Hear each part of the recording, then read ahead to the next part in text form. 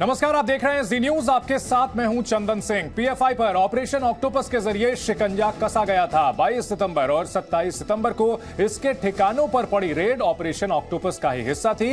इन दोनों रेड में पीएफआई के सैकड़ों कार्यकर्ता गिरफ्तार किए गए, जिनसे पूछताछ में कई बड़े खुलासे हुए हैं। इससे पहले इसी साल 11 जुलाई को बिहार के फुलवारी शरीफ में पीएफआई के ठिकानों पर रेड पड़ी थी, जिसमें मिशन 2047 का खुलासा हुआ था।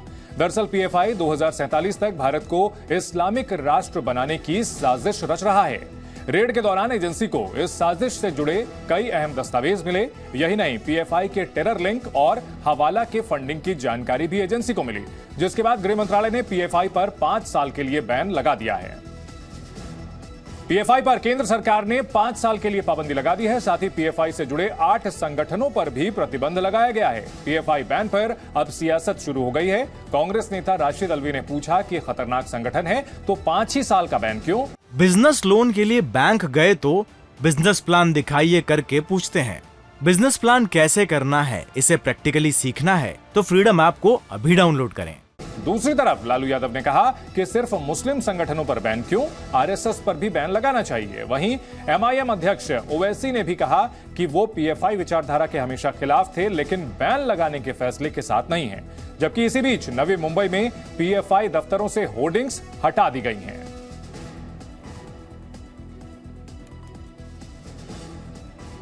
पीएफआई के पाप दिन ब दिन बढ़ते ही जा रहे थे। भारत में लगातार हिंसा और उपद्रव में पीएफआई सदस्यों की भूमिका सामने आती रही, जिसके बाद सरकार ने बैन लगाने का फैसला किया है। पीएफआई से जुड़े कुछ और सबूत आपको दिखाएंगे, लेकिन उससे पहले सुनाते हैं महाराष्ट्र के डिप्टी सीएम देवेंद्र फडणवीस ने पीएफआई पर बैन को लेकर क्या कहा है।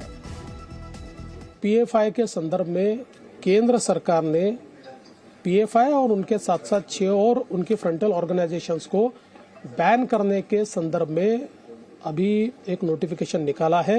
राज्यों में इसकी कार्रवाई करनी है। इसकी कार्रवाई महाराष्ट्र में भी हम लोग करेंगे, क्योंकि लगातार पिछले कई सालों से इस संदर्भ में सारे एविडेंसेस जमा किए जा रहे हैं। इनकी एक्टिविटीज पर नजर रखी जा रही है और विशेष रूप से केरल जैसे राज्य में सबसे पहले ये मांग उठी कि पीएफआई को बैन करना चाहिए।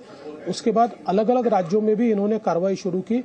ये विशेष रूप से जो माइनॉरिटीज है उसमें घुसकर वहां पर अनरेस्ट निर्माण करना, वहां पर इंडोक्ट्रिनेशन करना, लोगों का इंडोक्ट्रिनेशन करके लोगों के माइंड्स को पोल्यूट करना, इस प्रकार के काम ये करते हैं। सीधे हिंसा में भी इनका हाथ है।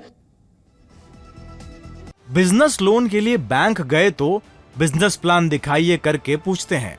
बिजनेस प्लान कैसे करना है, इसे प्रैक्टिकली सीखना है तो फ्रीडम ऐप को अभी डाउनलोड करें।